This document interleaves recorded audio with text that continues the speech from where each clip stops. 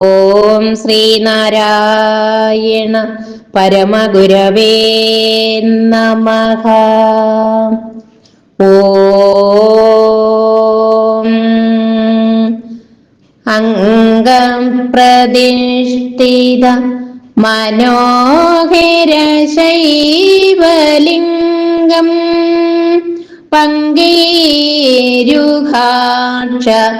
മമരാദിഭിരർച്ചമാനം നീലാംബുദദ്യുതി ആഭീഷ്ടദമച്യുതം ശ്രീ നാരായണം പരമപാവനമാശ്രയേഹം. ഓം ദേവിനൈവ മദഭേദനിർഗമാൻ ദുർഗമാൻ ജിഗമിഷാമ്യഹം പദ ത്വാം പരാംഗതി മുവൈമി കാതരാ ശാരദേ ശ്രുതി വിശാരദാർച്ചിതേ.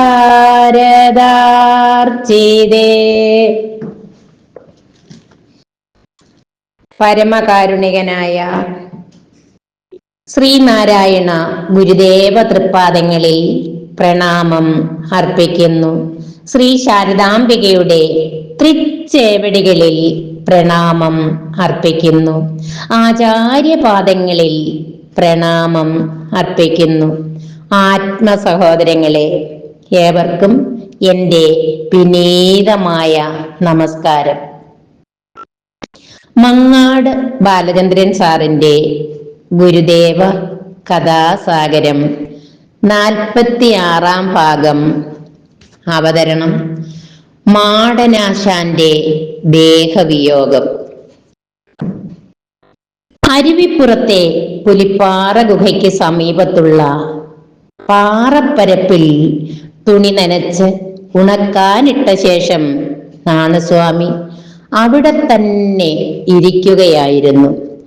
ശക്തിയായി ഒഴുകി വരുന്ന വെള്ളം പാറകളിൽ തട്ടി ചിന്നിച്ചിതറി വീണ്ടും ഒന്നായി ഒഴുകുന്ന കാഴ്ചയിലായിരുന്നു അവിടുത്തെ കണ്ണുകൾ. ഇതുപോലെയാണ് ഈ പ്രപഞ്ചവും. ഒന്നായിരിക്കുന്നത് തന്നെ പലതായി പിരിയുന്നു. പലതായി പിരിഞ്ഞവയെല്ലാം വീണ്ടും ഒന്നിക്കുന്നു. ഇതിങ്ങനെ ആവർത്തിച്ചുകൊണ്ടേയിരിക്കുന്നു. ഇങ്ങനെ ഓരോന്ന് വിചാരിച്ചും ചിന്തിച്ചും സ്വയം സംസാരിച്ചും ഇരിക്കുമ്പോൾ അരുവിപ്പുറത്തെ ഒരു ഭൂവുടമയായിരുന്ന നാണിയാശാൻ വന്നു തൊഴുതിട്ട് അവിടെ നിൽപ്പായി. ചില ദിവസങ്ങളിലെല്ലാം ആശാൻ ഇതുപോലെ സ്വാമിയെ കാണുവാൻ അവിടെ വരാറുണ്ടായിരുന്നു.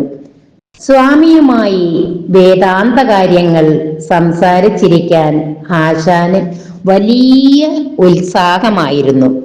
പക്ഷേ എത്ര നേരം നിന്നിട്ടും അന്ന് നാണുസ്വാമി പതിവ് പോലെ ആശാനുമായി സംഭാഷണത്തിൽ ഏർപ്പെടുകയുണ്ടായില്ല.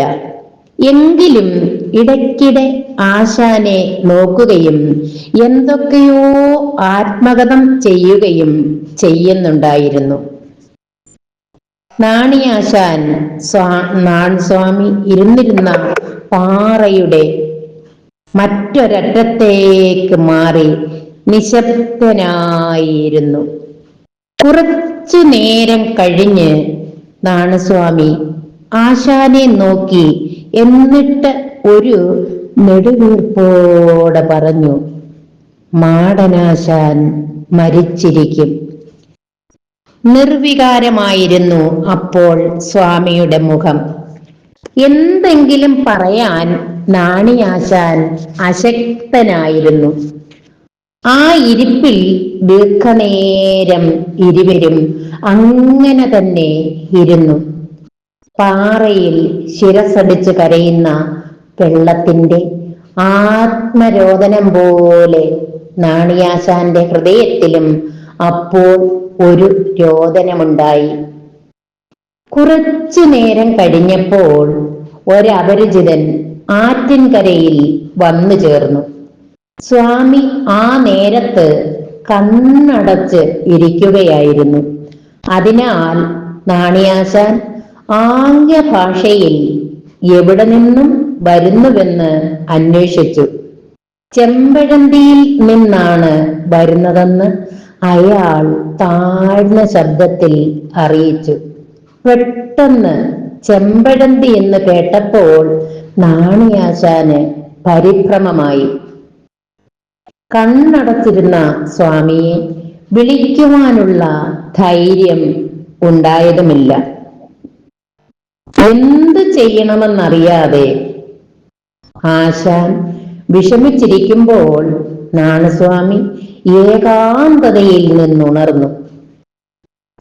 പുലിപ്പാറ ഗുഹയുടെ മറുവശത്തായുള്ള വലിയ ഒരു വൃക്ഷത്തിന്റെ ചുവട്ടിൽ നിൽക്കുകയായിരുന്നു വന്ന ആൾ.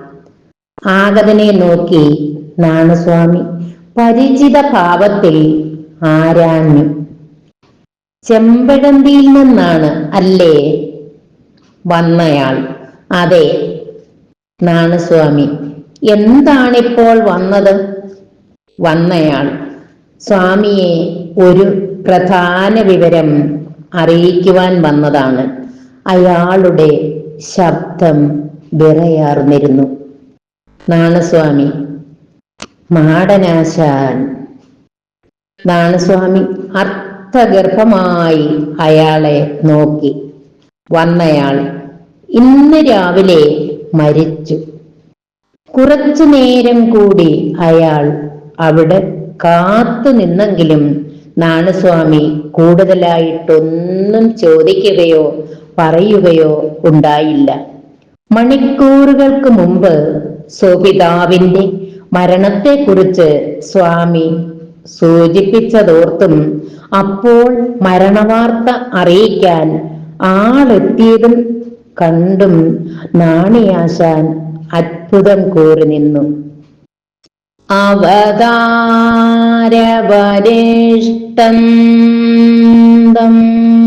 സർവാനുഗ്രഹദായിനം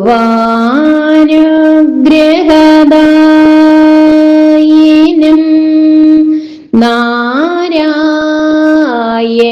ഗുരും വന്ദേ സർവമംഗളസിദ്ധയേ.